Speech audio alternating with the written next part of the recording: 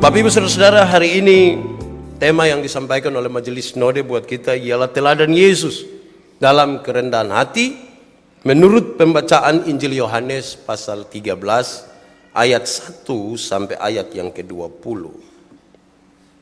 Injil Yohanes pasal 13 ayat 1 sampai ayat yang ke-20, Yesus membasuh kaki murid-muridnya. Sementara itu sebelum hari raya Paskah mulai, Yesus telah tahu bahwa saatnya sudah tiba untuk beralih dari dunia ini kepada Bapa. Sama seperti ia senantiasa mengasihi murid-muridnya, demikianlah sekarang ia mengasihi mereka sampai kepada kesudahannya. Mereka sedang makan bersama, dan iblis telah membisikkan rencana dalam hati Yudas Iskariot, anak Simon, untuk mengkhianati dia. Yesus tahu bahwa Bapanya telah menyerahkan segala sesuatu kepadanya dan bahwa ia datang dari Allah dan kembali kepada Allah. Lalu bangunlah Yesus dan menanggalkan jubahnya.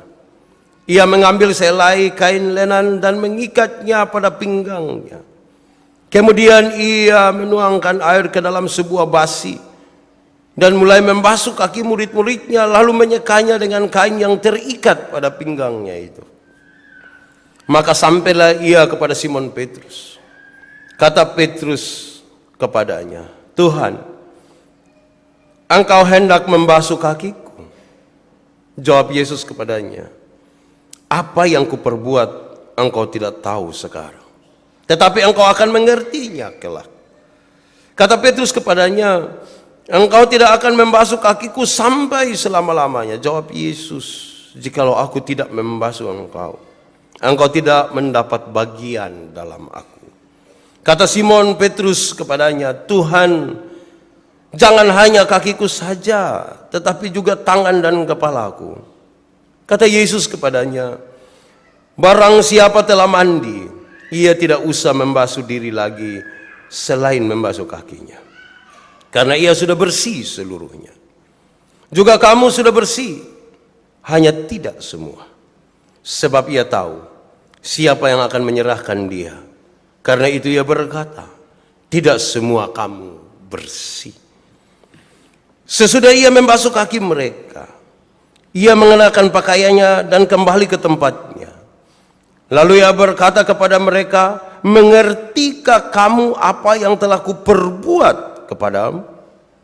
Kamu menyebut aku guru dan Tuhan, dan katamu itu tepat, sebab memang akulah guru dan Tuhan. Jadi jikalau aku membasuh kakimu, aku yang adalah Tuhan dan gurumu, maka kamu pun wajib saling membasuh kakimu. Sebab aku telah memberikan suatu teladan kepada kamu, supaya kamu juga berbuat sama seperti yang telah kuperbuat kepadamu. Aku berkata kepadamu, sesungguhnya seorang hamba tidaklah lebih tinggi daripada tuannya, ataupun seorang utusan daripada dia yang mengutusnya. Jikalau kamu tahu semua ini, maka berbahagialah kamu jika kamu melakukannya. Bukan tentang kamu semua aku berkata, aku tahu siapa yang telah kupilih.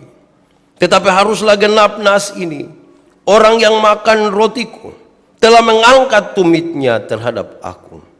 Aku mengatakannya kepadamu sekarang juga sebelum hal itu terjadi, supaya jika hal itu terjadi, kamu percaya bahwa akulah dia. Aku berkata kepadamu, sesungguhnya barang siapa menerima orang yang kuutus, ia menerima aku. Dan barang siapa menerima aku, ia menerima dia yang mengutus aku." Demikian firman Tuhan. Berbahagia setiap orang yang mendengar firman, memelihara dan melakukan dalam hidupnya setiap hari. Hosiana. Hosiana, Hosiana, Hosiana. Bapak Ibu Saudara-saudara, Shalom. Sekali lagi, Shalom. Omong tentang pembasuhan, saya ingat tahun 2002 ketika pertama kali saya melayani ke Alor. Saya tinggal di Waha-Waha, satu saat mau jalan dari Tabolang ke Ilawe. Itu kira-kira 7 kilometer. Kami 3 orang, saya, seorang emeritus, dan seorang anak muda. Siapakah anak muda itu? Anak muda itu ialah orang yang dipersiapkan oleh jemaat untuk harus membasuh kaki saya. Menurut tradisi, kalau orang baru masuk ke kampung Ilawe, harus ada orang kampung yang membasuh kakinya lebih duluan, baru dia boleh masuk di situ. Jadi saya tanya, basuh untuk? Terus dia bilang, supaya roh-roh yang di dalam kenal sama Bapa. Ya jadi orang tidak kenal saya. Saya tidak terlalu tenar di kalangan roh. Tapi hati saya kacau sekali. Kenapa? Saya tidak boleh hanya ikut yang mereka mau. Saya harus tahu alasan kenapa mereka membasuh saya. Saya tidak hanya mengikuti apa yang mereka programkan, tapi saya harus tahu apa yang Tuhan mau tentang pembasuhan ini. Perjalanan itu sungguh-sungguh membuat saya gelisah sekali. Saya berdoa dalam perjalanan itu, Tuhan, saya minta Tuhan tunjukkan sesuatu. Supaya kalau saya harus dibasuh, saya tahu kenapa saya dibasuh. Dan bahwa kalau saya tidak dibasuh, saya tahu juga untuk hal itu. Sehingga saya tidak sekedar hanya mengikuti sebuah acara. Makin dekat. Dan saya tidak tahu apa yang harus saya lakukan. Saya berdoa makin kuat, Tuhan tolong. Kan tidak mungkin saya menolak untuk dibasuh. Tetapi tidak mungkin juga saya terima begitu saja untuk dibasuh. Makin dekat, justru tidak ada jawaban apa-apa dari Tuhan. Anak yang mau membasuh kaki saya, dia sudah lari lebih duluan sekarang di dalam sungai itu, kali itu. Dia duduk di batu itu. Dia tunggu kapan saya sampai. Hati saya berkecamuk sungguh. Bagaimana mungkin seorang hamba Tuhan memberi dirinya dibasuh tanpa memahami apa yang ada di situ. Tapi Tuhan menunjukkan sesuatu. Kira-kira 5 meter sebelum turun ke air itu.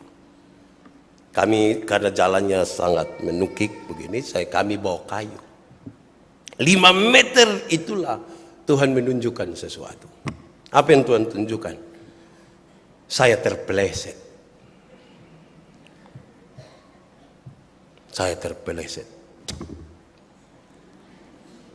Untuk menjaga keseimbangan, saya harus lari. Kalau tidak saya jatuh. Taroso. Saya menjaga keseimbangan dan saya lari. Saudara tahu, saya tidak tahu kekuatan apa hari itu.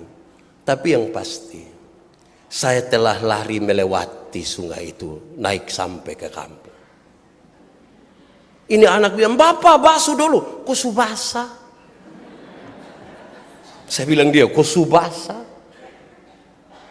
Wah, mereka pikir ini sebuah masalah. Tapi saya tidak. Saya memahami Tuhan sementara mengajarkan sesuatu. Saudara-saudara, apa yang ingin saya katakan dalam cerita ini? Murid-murid sebelumnya tidak memahami juga pembasuhan itu. Dan kemudian mereka paham setelah Yesus mengatakan 1-2 hal tentang itu.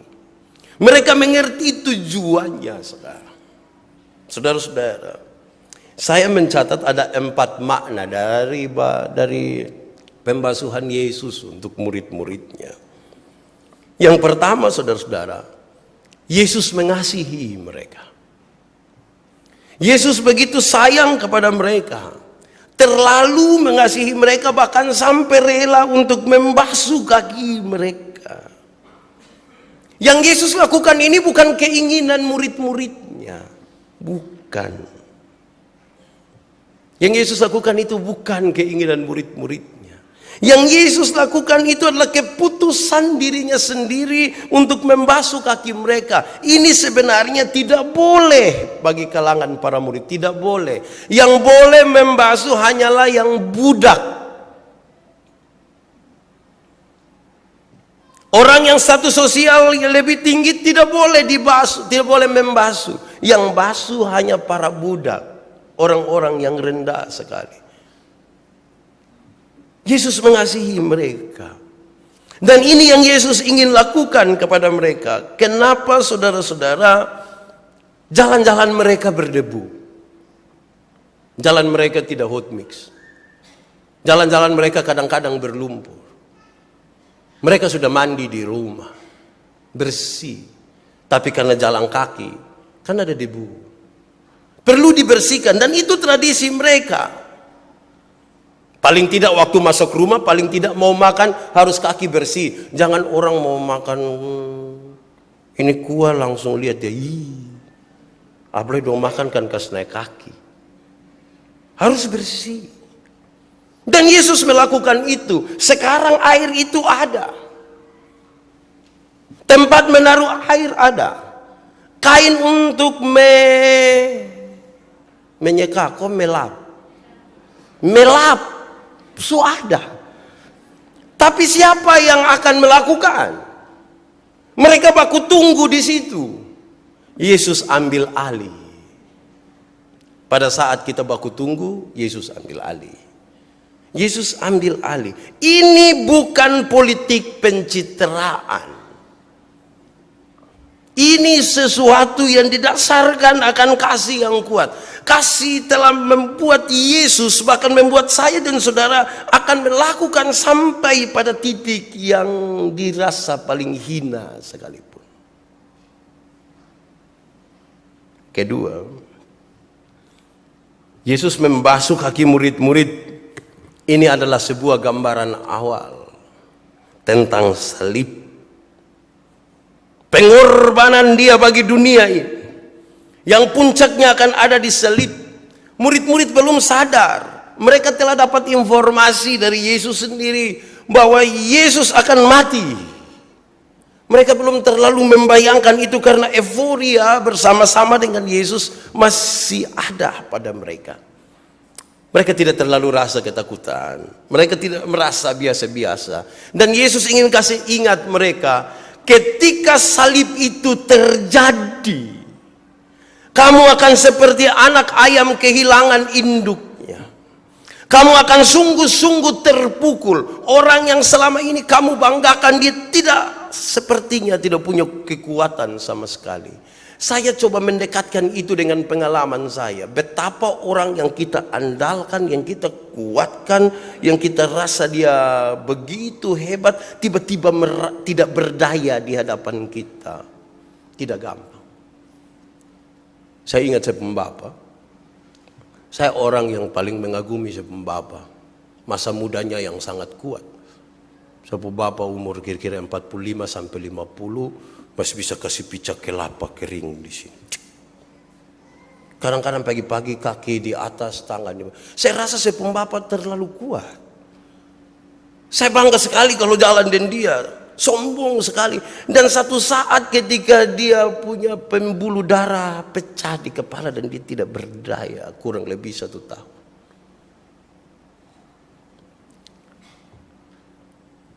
Saya menangis.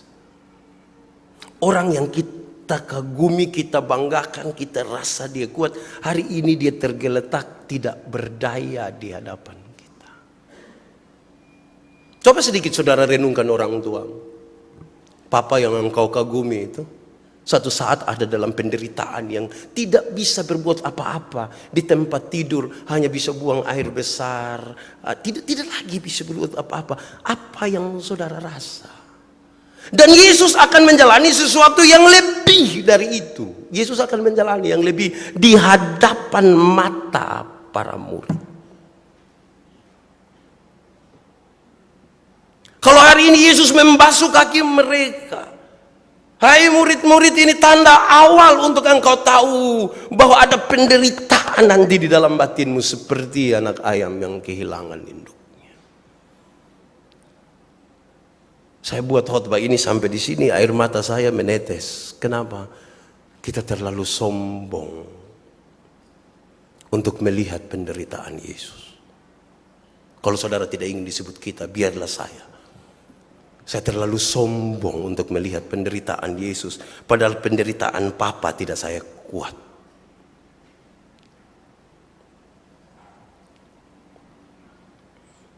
Ini puncaknya harusnya. Yesus menggambarkan sebuah kelemahan yang nanti harapan dari para murid ialah dia akan tampil kuat kembali. Tapi itu justru tidak terjadi. Ketiga,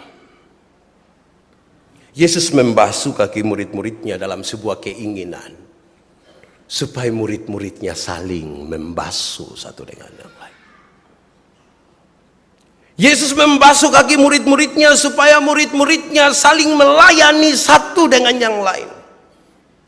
Dan hari ini kalau kita menyebutkan kita adalah murid-murid Yesus, kita pun harus saling melakukan itu. Melayani. Membasuh. Kenapa? Ini tanda persekutuan atas kasih itu. Akan kasih.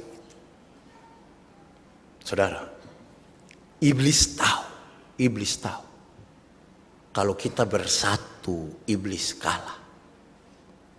Iblis tahu itu.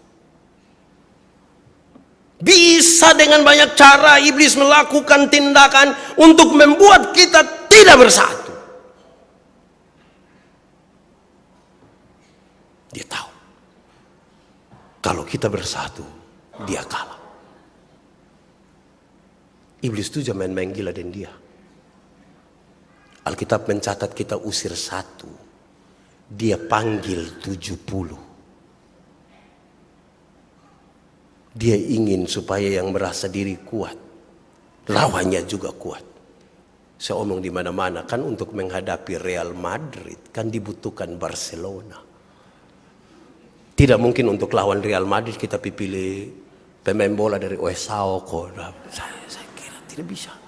Kalau Anda makin kuat, setan cuma makin kuat. Dia tahu kalau kita bersatu, dia kalah. Harus hari ini ada kerendahan hati untuk membangun sebuah persekutuan atas nama kasih. Karena Yesus menginginkan itu. Keempat, saudara-saudara, Yesus sementara membawa dan memberi arah baru terhadap tradisi mereka. Sebuah tradisi yang hanya di luar kulit mereka, bagaimana makan harus bersih, bagaimana menyambut tamu harus dengan sebuah pembasuhan. Sekarang Yesus membawa mereka kepada pembasuhan yang sesungguhnya, yaitu pembasuhan di salib itu. Yesus membawa arah baru bagi mereka. Arti baru yang sesungguhnya dari pembasuhan itu, kamu harus hidup baru di dalam nama Tuhan. Harus lebih dari sebuah tindakan yang biasa saja yang kelihatan di luar. Ini menjadi dasar kenapa Yesus melakukan itu. Saudara-saudara, ketika jadi vikaris dan kami persiapan pelayanan, 3 hari dalam pembekalan itu kami ada di Riu Mata. Saya juga tidak memahami sungguh apa itu pembasuhan. Kami di Riu Mata tiba-tiba sampai sesi malam itu menyanyi, saya mau iring Yesus. Pakai kas mati lampu lagi. Jadi teman-teman mulai menangis. Saya rasa kayak biasa saja. Terus saya diminta untuk membasuh lebih duluan. Secelup ini kain di air. Saya mulai ke teman yang paling pojok. Ibu pendeta ini sudah meninggal. Almarhumah pendeta Ina Saidbana. Dia agak gemuk. Pas saya duduk di depung kaki, saya rasa agak lucu. Karena saya suka main gila, jadi saya lihat kan depung kaki itu pelat semua. Saya korek dia, dia lagi menangis, menyanyi saya mau iring Yesus. Saya bilang, Ina. Dia bilang, kenapa? Lupu kaki ini kok jempol semua. Sebegitulah bau lah, dia langsung tendang ini air. Habis itu Ibu Dina itu marah saya betul itu. Saya sekali lagi belum memahami itu pembasuhan. Belum. Ini saya rasa tradisi apa ini? Tagal Yesus buat begitu juga kita mau buat. Lebih. Terlalu. Tapi saudara, ketika saya ada pada sebuah kesendirian, Tanggal 23 berangkat, 24 Oktober sampai. Waktu telepon mau kasih tau papa dan mama di Soe, bolo papa, anak tersayang so sampai di Alor. Pas mau telepon begini ternyata telepon di rumah, yang ambil bukan bapak, bukan mama, yang ambil ada saudara satu di rumah. Dia bilang, kakak, bapak dan mama di Kupang. Kenapa? Ida pu suami kemarin kecelakaan kok mati.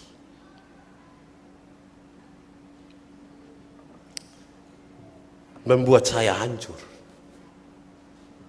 Membuat saya tidak tahu, harusnya berita yang saya dengar itu berita yang baik. Tapi justru berita duka cita. Saya punya saudara perempuan satu, dan dia sekarang menderita, dia menangis karena suami yang dia kasihi mati. Anak laki-laki umur 3 tahun, anak perempuan umur 10 bulan. Saya bilang, Tuhan tidak adil, Tuhan. Saya protes untuk banyak hal. Kenapa? Harusnya Tuhan tahu kalau dia begitu tergantung kepada suaminya.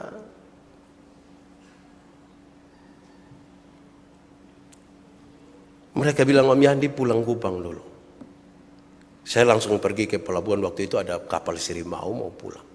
Dalam perjalanan itu ada sebuah pengalaman kecil yang Tuhan sempatkan saya lihat untuk kemudian saya memahami pembasuhan yang sesungguhnya. Ada anak kecil satu bermain di tetangga punya rumah. Dia main oto tuh. Dia pun bapak datang begini, Adi pulang. Adi pulang.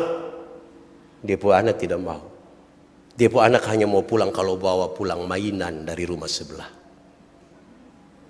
Ini bapak tarik ini mainan, buang di situ. Ini anak menangis, dia gendong ini anak, sementara menangis dia bawa pulang. Ini anak menangis sejadi-jadinya. Waktu saya lihat, pikiran pertama ialah, ini bapak tua, ini sayang, ini anak, kok tidak. Sekarang saya mau tanya saudara-saudara, terutama yang orang tua. Ini bapak sayang itu anak, kok tidak? Sayang, kok tidak? Sayang. Lalu kalau sayang, kenapa buat dia menangis? Yakin sayang? Sayang. Lalu kalau sayang, kenapa buat itu anak menangis? Kan kalau sayang dia tidak boleh menangis toh.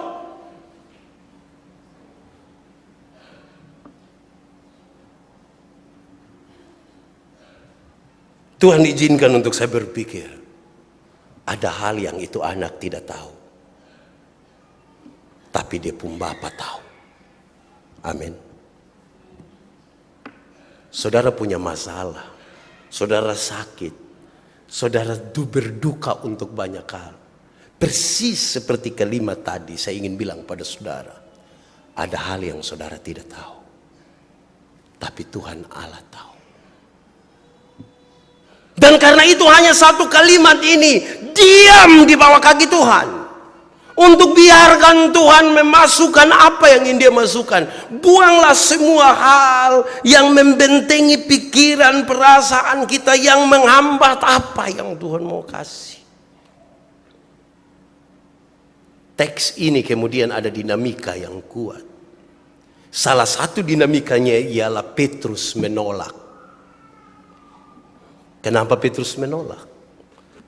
Karena Petrus berpikir dengan hikmat manusianya.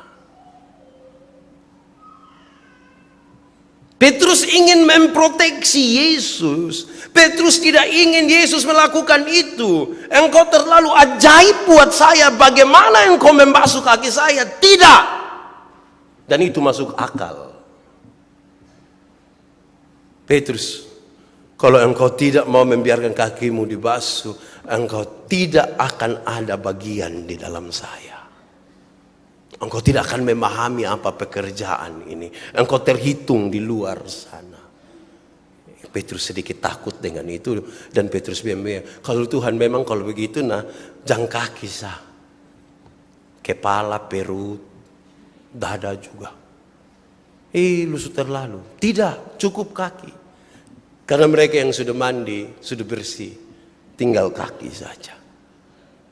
Saudara tahu, bagaimana kita sekarang bisa memahami kasih Allah yang besar dan merendahkan diri seperti Yesus untuk mengambil bagian dalam pelayanan dengan Yesus, kalau ternyata kita mengisi hidup kita dengan hikmat duniawi kita. Kita sementara memproteksi itu. Terlalu kuat kita pun hidup untuk membiarkan Tuhan masuk dan bekerja di situ. Ada di nabi lain lagi muncul di situ dengan tiba-tiba. Ya, apakah itu?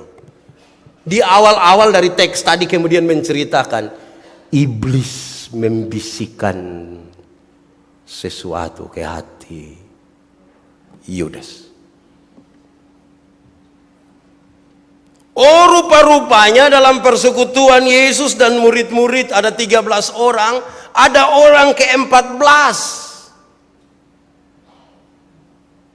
Orang ke-14 itu ialah iblis. Orang ke-14 itu saya sebut sebagai tamu yang tidak diundang. Yang hadir dan melakukan sesuatu. Membisikkan sebuah kejahatan kepada Yudas. Dan karena Yudas mengalami sebuah kelemahan iman, kemudian dia jatuh kepada hasutan itu. Saudara lihat, yang Yesus ada di situ saja, sebentar lagi perjamuan kudus akan dilakukan, setan masih ada. Setan masuk di salah satu dari murid-murid itu. Dan itu mengerikan harusnya. Harusnya kalau Yesus ada, kan setan tidak perlu ada toh. Tapi justru di saat Yesus ada mempersiapkan murid-muridnya ini, setan ambil kesempatan untuk masuk di situ. Lewat siapa? Lewat seorang sahabat Yesus. Yudas namanya. Yudas dengan pikiran-pikiran yang sederhana, tapi sangat-sangat logis. Dia dirasuki oleh pikiran iblis ini. Kan Yudas pikir begini, Yesus ini setiap kali bawa omong dengan orang-orang Farisi, Yesus baru jawab satu kata dong, suila. Ini orang pas untuk jadi pemimpin Yahudi, lebih baik kita serahkan saja dia, supaya segera dia jadi pemimpin. Pada saat yang sama, para pemimpin mencari-cari waktu yang tepat untuk menangkap Yesus. Di saat yang sama, Yudas mencari-cari kesempatan yang tepat untuk menyerahkan Yesus. Satu mau cari waktu yang tepat untuk menangkap, satu cari waktu tepat untuk menyerahkan. Pas. Iblis masuk tidak salah. Saudara, itu cukup mengganggu. Yesus coba menampakkan sesuatu yang menarik dalam teks ini. Ini teks sebenarnya tidak punya terlalu hubungan persis dengan tema ini, tapi saya ingin memberi sebuah jawaban kecil terhadap pertanyaan selama ini. Kita yang tidak terlalu baca Alkitab, tapi baca media-media sosial, ikut-ikut ini segala macam video apa.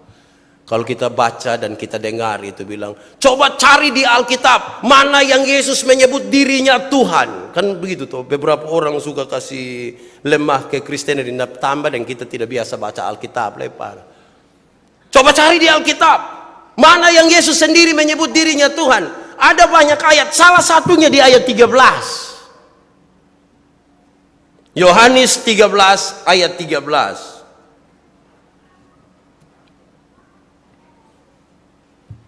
Saya baca untuk kita. Dia bilang begini. Kamu menyebut aku guru dan Tuhan. Dan katamu itu tepat. Sebab memang akulah guru dan Tuhan. Dari mulut Yesus sendiri menyebutkan dirinya Tuhan. Bukan Paulus, bukan Petrus, bukan Andreas, bukan Simon. Semua ini diucapkan langsung dari mulut Yesus. Berhenti kalau orang bilang coba cari di Alkitab mana yang Yesus sebut dirinya Tuhan. Terus kita bilang, hoang apa ini ada? Pemalas baca mah hoang. Yesus menyebut dirinya, saya Tuhan. Harusnya ini kemudian mengokohkan saya dan saudara. Saudara, mari kita kembali ke jalannya menurut tema. Saudara-saudara, Yesus tahu betul.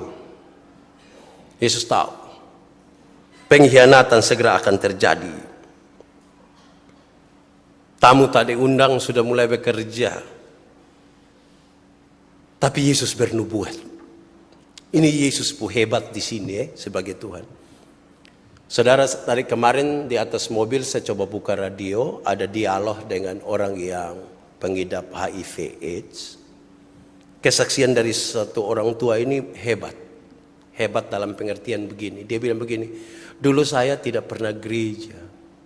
Dulu saya tidak pernah baca-baca Alkitab.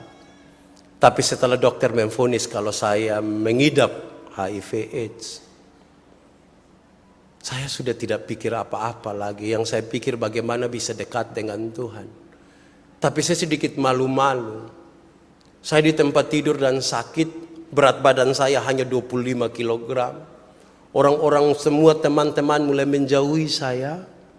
Saya merasa tidak aman. Saya mau coba-coba dekat dengan Tuhan. Tapi saya malu kepada orang-orang. Kan selama ini saya tidak pernah baca Alkitab. Maka saya sengaja kasih todong untuk dorang keluar atau saya mau tidur atau apa namanya. Baru ketika dorang tidak ada itu saya ambil Alkitab mulai. Ketika orang tahu bahwa dia semua mati, dia sudah sebenarnya tidak lagi berpikir soal orang lain.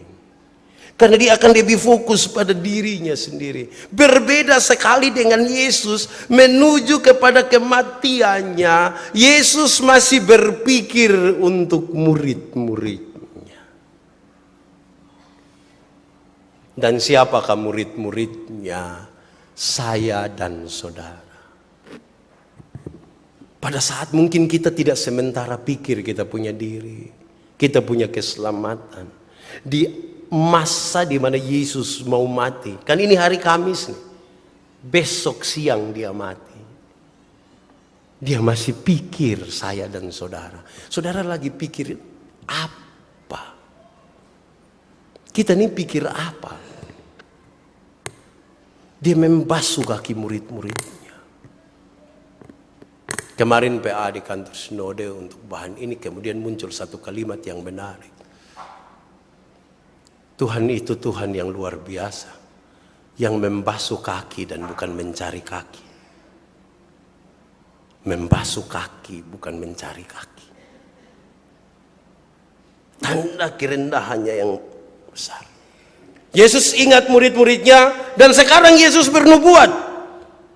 Akan ada satu orang di antara kamu yang akan menyerahkan aku. Di satu sisi itu cukup bermasalah secara psikologi. Tapi pada sisi yang lain, Yesus kasih ingat orang, nanti ketika saya sudah tidak ada baru kamu mengerti. Oh ternyata yang dia omong itu betul.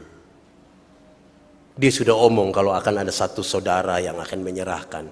Yang makan dari rotiku, dia yang akan mengangkat tumitnya kepadaku.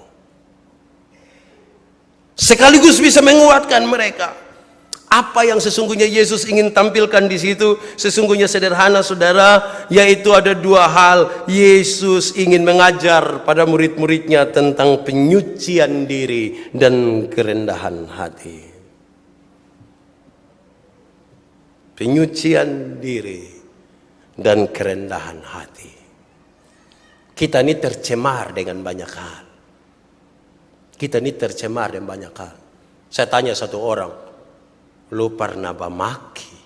Dia bilang tidak dan tidak akan pernah. Dia bilang begitu. Ya bagus. Terus saya tambah satu. Tapi lu tahu kata maki? Tahu. Itu juga orang-orang yang omong. Oke, pertanyaan ketiga. Itu kata makian tuh tersimpan di sini? Iya, karena saya ingat. Berarti tercemar juga. Kecuali kalau itu kata tidak tersimpan, ya tidak tercemar toh. Tersimpan. Makanya ketika orang maki, Anda tahu, kita mau jaga diri karena manapun kita tercemar. Lalu kalau tidak ada langkah penyucian diri, susah. Kalau tidak ada langkah untuk merendahkan diri, susah. Kita ini tergoda sekali untuk bikin tinggi diri, bukan untuk merendahkan diri. Saudara, ini beberapa hal untuk direnungkan. Itu tadi kan teksnya. Mari kita merenungkan beberapa hal. Satu, saudara, Yesus dalam pembacaan ini tahu bahwa waktunya sudah tiba. Sekarang waktunya. Saya ingin bahasakan dia dalam bahasa lain. Bahwa waktu Tuhan sudah datang. Waktu Tuhan di mana dia akan direndahkan. Tetapi waktu Tuhan juga untuk dia akan ditinggikan. Waktu di mana dia merasa tidak berdaya, Tuhan meninggalkan dia. Tetapi dia akan ditinggikan supaya kemudian menjadi bekal bagi saya dan saudara. Jangan lawan waktu Tuhan, Kalau ini Tuhan waktu, kita punya segala macam kesombongan, kita punya keangkuhan, kasih biarkanlah. Anda mungkin akan terzolimi. Hati sakit, hati hancur. Karena engkau sepertinya direndahkan. Ingat, Tuhan sudah lebih dahulu direndahkan. Saya suka mendefinisikan begini. Manusia itu diciptakan untuk tinggi di angkasa. Tapi kemudian dia berjumpa dengan masalah. Lalu masalah itu apa? Masalah itu dia ditekan sedikit ke bawah supaya nanti makin tinggi ke atas. Masalah itu apa? Masalah itu dia ditarik sedikit ke belakang supaya dilemparkan makin jauh ke depan. Supaya ketika dia berdoa kepada Tuhan, dia bilang, Tuhan, terima kasih untuk masalah yang Kau berikan. Tapi mohon maaf Tuhan, ini masalah dia rasa pahit. Makanya saya muka babangka, mata merah. Kita ini punya masalah, saudara. Saudara punya masalah toh? Tidak usah omong. Saya lihat ini muka masalah semua. Tapi kita direndahkan, Tuhan tinggikan kita. Ini sudah waktu Tuhan. Tapi saudara tahu, waktu Tuhan kadang-kadang tidak pas dengan kita pun mau. Karena kita terlalu sombong. Waktu Tuhan itu tidak pas yang kita mau karena bukan itu yang kita inginkan. Yang kita gumuli, yang kita harapkan bukan itu. Tapi inilah waktu Tuhan. Siapa tidak mengalah kepada waktu Tuhan? Betapa sulitnya. Karena Yesus juga mengalah kepada waktu Tuhan. Saudara, omong waktu Tuhan tidak pas yang kita pun mau. Ini saya ingat saya pun teman pendeta. Pak Eli itu dia pun anak perempuan ada 3. Terus satu saat dia kasih tahu ibu, dia pun istri, ibu, coba kita bergumul cari satu, siapa tahu Tuhan kasih anak laki-laki satu. Ya ibu juga mau. Waktu itu dong mas tugas di Soe. USG anak laki-laki 1 orang. Puji Tuhan. Tuhan. Karena ibunya orang Jogja, dong atur waktu untuk lebih baik melahirkan di Jogja. Hamil besar harusnya tidak bisa naik pesawat, tapi dong atur bisa. Transit di Surabaya periksa, oh anak laki-laki 1. Sampai Jogja USG anak laki-laki 1. Pas mau masuk ruang bersalin, USG anak laki-laki 1. Pak Eli harap-harap cemas di luar.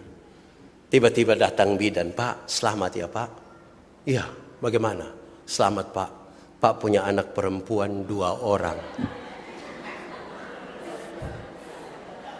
Jadi yang diharapkan anak laki-laki 1, USG anak laki-laki 1, yang Tuhan kasih ialah anak perempuan kembar. Jadinya berapa? 5. Terus saya bilang dia, "Om, kita bergumul sekali lego." Dia bilang, "Sembarang." Kadang-kadang waktu Tuhan itu tidak pas dengan yang kita mau. Saudara pernah alami itu kok? Selalu. Dan senantiasa. Kita butuh rendahkanlah diri untuk waktu Tuhan. Saudara, kalau hari ini Tuhan bilang, "Ini waktumu untuk engkau merendahkan diri," jangan keraskan hatimu. Kalau ini waktu Tuhan untuk engkau mengampuni, untuk engkau mengasihi, jangan keraskan hati. Jangan. Tidak baik lawan Tuhan. Tidak baik lawan waktu Tuhan. Dunia ini kita bisa lawan, tapi Tuhan tidak bisa kita lawan. Pasrah, biarkanlah Tuhan mengatur kita pu hidup. "Pak, tapi saya direndahkan." Nah, kesetinggal. Karena akan ada satu waktu kita juga menjadi sangat-sangat rendah. Tapi bukan berarti Tuhan tidak ingat kita. Dari awal dalam teks ini menyebutkan Yesus mengasihi murid-muridnya. Itu satu. Kedua,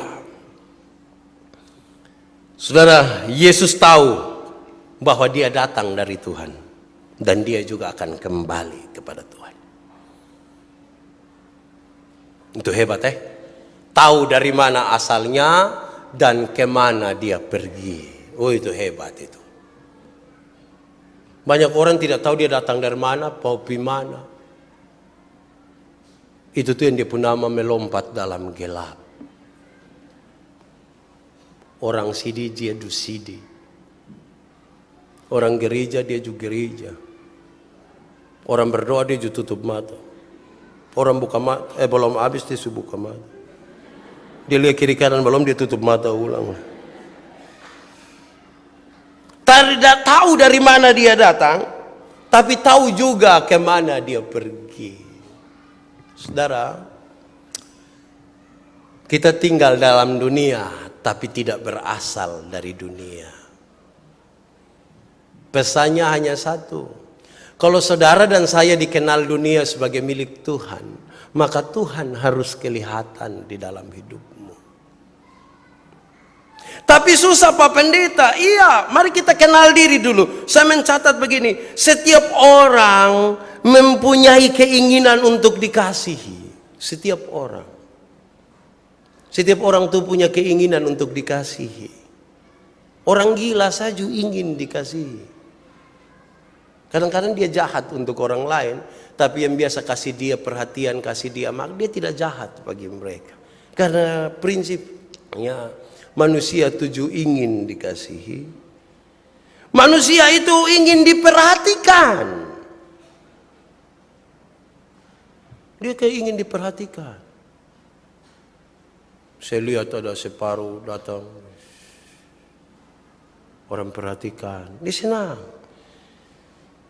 Manusia itu ingin dihormati, ingin dihargai, ingin diterima, bukan ditolak, bukan tidak dihargai, bukan tidak ingin diperhatikan. Dia rindu itu. Itu kerinduan itu yang kemudian membuat kita kadang-kadang salah menempatkan tempat, dan kita tidak tahu dari mana asal kita. Dan kita mau berjurus kemana, menjurus kemana. Kemudian kita membangun sebuah kehidupan yang sia-sia toh. Yang dalam bahasa Salomo dia bilang, hidup yang sudah sangat terbatas. Diisi lagi dengan pertentangan-pertentangan, ada sakit, ada sehat, ada tertawa, ada menangis, ada susah, ada senang. Lantas hidup ini hanya diarahkan kepada harta, wanita, dan jabatan. Kita menjalani hidup yang sia-sia sekali. Kan kita tidak tahu kemana kita pergi. Bahkan tidak tahu dari mana asal. Puji nama Tuhan saudara, bahwa oleh pekerjaan Roh Kudus lewat pekabaran Injil, orang bisa memahami siapa dirinya, dari mana asalnya. Ketika orang timur belum kenal Tuhan, "Oi, kamu dari mana?" "Haubian fatubian." Batu dan kayu pu sebelah. Padahal batu pu kayu sebelah apa? Tungku mungkin. Tapi setelah pekerjaan pekabaran Injil lewat Roh Kudus yang luar biasa, orang memahami, oh kita semua ini tidak ada satupun ciptaan yang di luar daripada Tuhan. Orang makin memahami dari mana dia datang, kemana dia tidak pergi. Dia tidak hidup bagi dirinya sendiri. Ketiga, saudara-saudara, Yesus tahu bahwa dia akan dikhianati. Kalau pengkhianatan itu berboton tahu tuh kita lau sakit hati. Saya coba-coba untuk mendramatisir bagaimana Yesus dikhianati oleh Yudas. Saudara bayangkan kita duduk makan satu piring ini, satu meja makan ini. Sudah duduk makan lagi, Yudas kurang apa? Yesus kasih dia jabatan bendahara. Berarti dia punya pengaruh toh dalam persekutuan itu. Dan dialah yang mengkhianati Yesus. Dikhianati oleh seorang sahabat. Dan yang menarik adalah Yesus tahu itu. Pak Pendeta, kalau memang Yesus tahu, kenapa Yesus tidak panggil dia kok togor? Yudas, tahu lu mau hianati beta? Malah kalau berubah sedikit. Yesus diam seolah-olah tidak ada masalah. Kenapa? Karena ada tujuan yang lebih besar di situ. Biarkanlah pengkhianatan itu terjadi. Biarkanlah. Tapi ada konsekuensinya. Sebentar di akhir kita tahu itu. Pengkhianatan. Saya kalau lihat ini, di zaman kami itu kalau lagu-lagu tentang pengkhianatan tuh, menyanyi harus pakai menangis. Kita yang bercinta, orang lain yang memiliki. Baru itu orang lain tuh kawan sendiri. Yang dulu meminta tolong antar surat. Itu lu terlalu hianati. Pengkhianatan tuh tidak bagus. Coba angkat tangan yang biasa berkhianat. Di sini tidak ada. Pengkhianatan, khianat. Tapi Yesus terima. Yesus tidak marah dia. Justru dia marah dia pun diri sendiri. Dia melakukan tindakan yang sangat tidak terpuji. Memilih untuk membunuh diri dan mati. Saudara, kadang-kadang memang yang kita alami ini bukan Tuhan tidak pernah alami. Tuhan sudah alami. Saudara, tapi ada konsekuensi lainnya. Lanjut ketiga. Ternyata lewat pengkhianatan itu, Yudas sendiri ada kepahitan. Kepahitan itu membuat dia hancur karena ketidaksetiaannya. Kepahitan. Saudara, kita tidak bisa hidup dengan kepahitan. Kepahitan itu di dalam, tapi terpancar di wajah, di muka. Saya kan pernah bilang saudara, muka muram, hati panas, berkat jauh. Makan apa-apa tidak jadi darah daging. Jadi darah apa kok?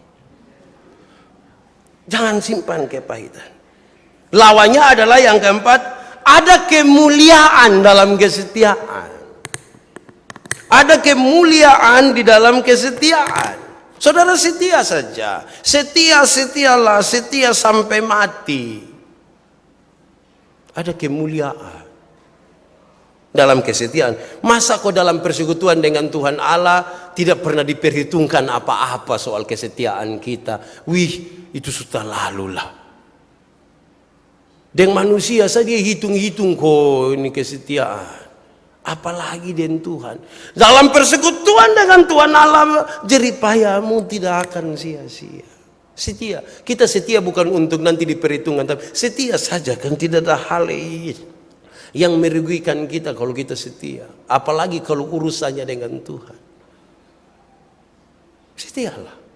Nah saudara, marilah kita lihat sekarang saudara. Saya ingin mengakhiri khotbah ini. Kerendahan hati. Teladan Yesus dalam kerendahan hati. Saya coba periksa kamus dan coba merenungkan apa sesungguhnya kerendahan hati itu. Saya kemudian merumuskan begini. Kerendahan hati adalah sikap sadar, bukan tidak sadar. Bahwa kita mempunyai kelebihan, ada sesuatu yang berbeda dengan orang lain, tetapi tetap bersyukur dan tahu menempatkan diri. Sadar bahwa kita berbeda, tetapi tahu bersyukur dan tahu menempatkan diri. Saudara, itu berarti dalam bahasa lain, orang yang tidak tahu bersyukur itu susah untuk rendah hati. Orang yang tidak tahu bersyukur susah untuk rendah hati. Orang yang tidak tahu menempatkan diri susah untuk rendah hati. Karena tadi kita selalu tergoda. Pak Pendeta, kok kenapa saya ini berusaha untuk rendah hati tapi tidak bisa? Karena engkau sementara melawan dirimu sendiri. Kerendahan hati itu kita tidak lagi lawan orang lain. Kerendahan hati itu kita lagi lawan diri kita sendiri. Mau rubah ini dunia, rubah diri. Bukan rubah orang lain, rubah diri. Hanya kerendahan hati. Kita tergoda untuk tinggi dan menyatakannya.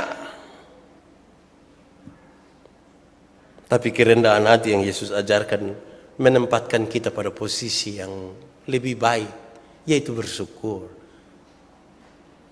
Kak Puswara pun bagus. Aduh, puji nama Tuhan. Saya sudah dengar ini kalimat dari 14 hari lalu. Tapi mulai kelihatan dia pun sombong. Rendahkan diri. Nah saudara-saudara, orang-orang yang rendahkan dirinya, orang-orang yang seperti Kristus itu paling tidak akan melakukan 1-2 hal ini. 4. 1. Jujur. Jujur dalam bersikap, jujur dalam penampilan. Kita ini kadang-kadang terlalu banyak pakai topeng. Tapi buka dulu topengmu. Buka itu topeng.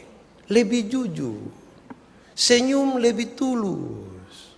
Kalau tidak senyum pakai topeng. Jujurlah dalam kata-kata. Jangan lagi angkat yang soalnya tipu untuk kebaikan. Tipu untuk kebaikan. Jujur dalam penampilan. Jujur dalam persahabatan. Jujur dalam semua hal. Tanda rendah hati. Kedua, saudara-saudara, orang yang rendah hati akan mengakui kesalahan dan kekurangan. Mengakui, saya akui saya salah. Tapi kalau dia benar terus, yang salah harus orang lain, itu tanda tinggi hati. Tinggi hati. Rendah hati itu berani untuk mengakui kesalahan. Berani untuk mengakui kekurangan. Kok manusia mana di dunia ini yang tidak kekurangan? Saya dan saudara perlu dengan kekurangan toh. Kadang-kadang kita pun kekurangan ini orang lain tidak tahu, Tuhan tahu. Kita berusaha menutupi kekurangan, Tuhan tahu. Ketiga, orang yang rendah hati tidak cemburu pada kepemilikan orang lain. Orang yang rendah hati ya dia punya toh, terus tinggal. Orang datang ke dia ada istri baru. Biar toh itu dan dua pumau biar. Kita juga kepompong. Tidak pusing. Saya di kampung saya suka bilang, kita ini kadang-kadang orang lain yang beli motor, kita yang tidak tidur di rumah. Cek up. Tahu dia kredit kokes. Hai, lu siapa? Orang rendah hati itu tidak terlalu tersibu. Dia yang apa yang orang lain punya. Orang yang rendah hati tidak akan bermegah di atas penderitaan orang lain. Orang yang rendah hati tidak akan bermegah di atas penderitaan orang lain. Saudara-saudara, saya ingat saya punya teman Pak Pendeta Sodi. Dulu kami dua baru datang sekolah teologi. Saya ini kan suka-suka cari-cari perhatian ke orang ketawa. Saat kami dua duduk di cabang, duduk saat tangang. Supaya ini akan jadi cerita yang dikenang. Kami dua duduk-duduk begini, tiba-tiba ada ibu hamil satu datang tunggu bemo di kami dua sebelah. Tidak ada masalah. Tapi supaya saya kemudian bisa saya harus ke korban dia ini. Supaya cerita ini kemudian jadi cerita yang hebat. Duduk-duduk begini pas tenang-tenang. Ini ibu pas lihat kita, saya sengaja kaget. Saya bilang, apa Sudi? Lu omong apa ini ibu pemperut? Terus saya jalan, ini ibu hampir bunuh dia. Dia marah saya mungkin 3 bulan. Tapi cerita itu kan membuat orang bilang, wah. Dan saya puas sekali padahal dia menderita. Ini ibu bilang, lu tunggu saya panggil saya suami datang lu karena bunuh, kurang ajar. Saya baru sadar ternyata waktu itu saya tidak rendah hati betul. Hanya untuk supaya orang puas dengan saya, aku ketawa, biar melecehkan dia aja tidak apa-apa. Apa? Lu omong apa ini ibu pemperut? Itu ibu kayak mau angkat sepatu kok tidur. Tidak bermegah di atas penderitaan orang lain. Terakhir, orang yang rendah hatinya selalu solider dengan orang lain. Ada kepekaan untuk mengambil bagian dalam penderitaan orang lain. Kenapa? Karena Yesus lebih dahulu solider dengan saya dan saudara. Dan karena itu kita belajar untuk itu. Saudara bayangkan ya kalau satu solider dan lain satu, itu saya yakin hidup baik. Hidup dalam syukur. Hidup dalam kemuliaan. Tuhan memberkati kita.